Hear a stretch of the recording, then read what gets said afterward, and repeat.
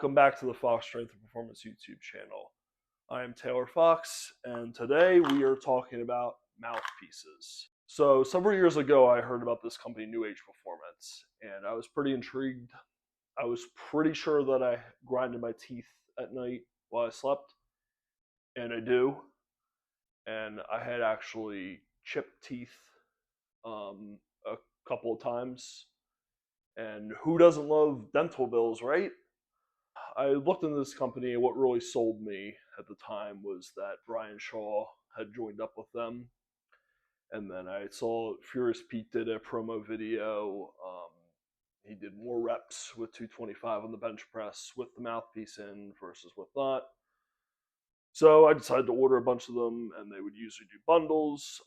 I'm a big fan of the Marvel bundle, so that always attracted me. And I used them, and it was great for years, and I had a lot of success with it. And this is the New Age one, and it's got a nice fit. I feel like they always mold well. I would generally get a little bit of a different mold each time with them, but overall, very good product. Kind of stabilize in between the top and bottom row of your teeth. Good thing to bite down on, like feels comfortable.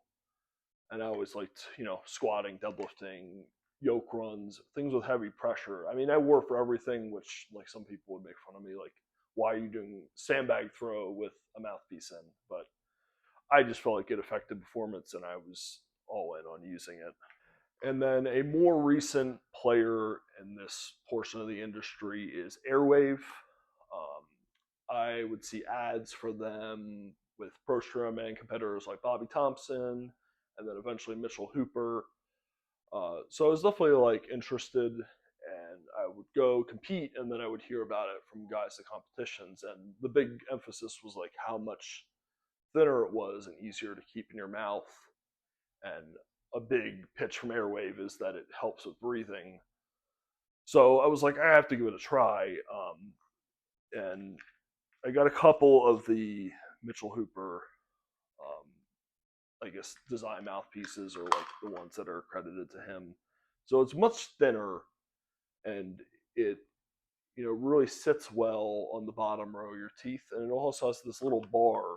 So your tongue can actually just sit there very comfortably, and like it seems to really help with breathing.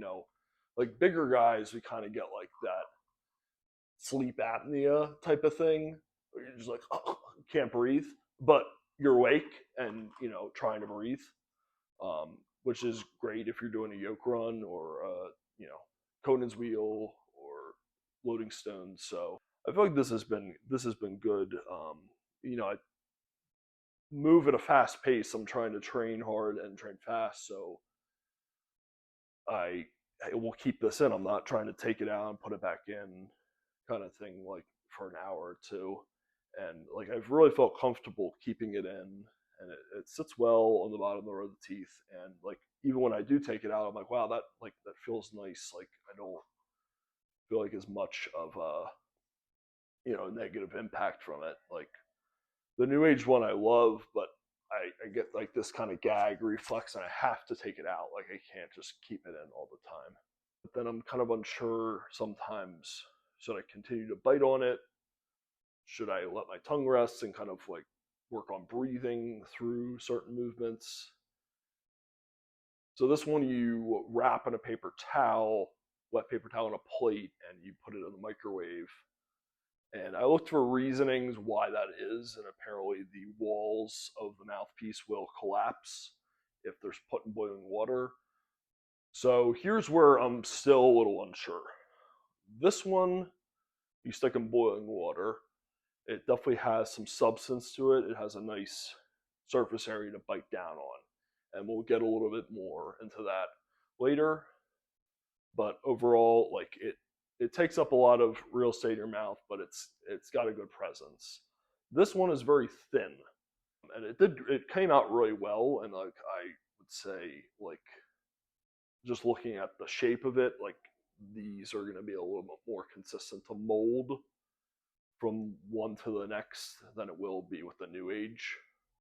I would continue to use either of these. If one person was like, you have to use this one or this one, I would use either for the rest of my career training and competing in strongman.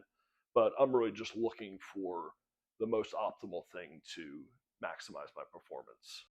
So after I completed the level 2 RPR course, I determined that I had a jaw driver, primary neuromuscular compensation pattern. So I think using one of these mouthpieces is even more important than it was before. So here we have a trigger point chart. Now, trigger points are shortened points in the muscle that are uncomfortable and usually brought on by excess stress and or load. And you can see how like a point here will refer pain up into the base of the skull or the top of the head or out to the front.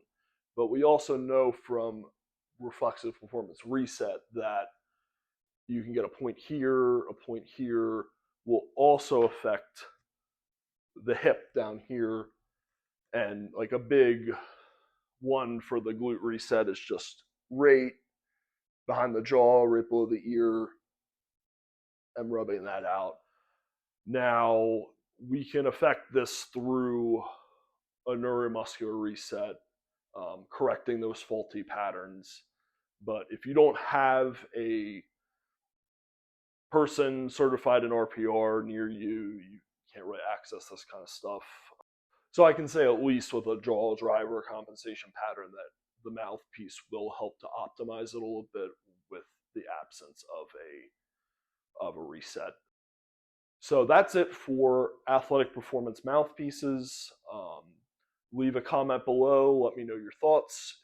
Let me know if you've subscribed, and we can start a conversation and talk a little bit more about how to maximize performance and get the best out of your body.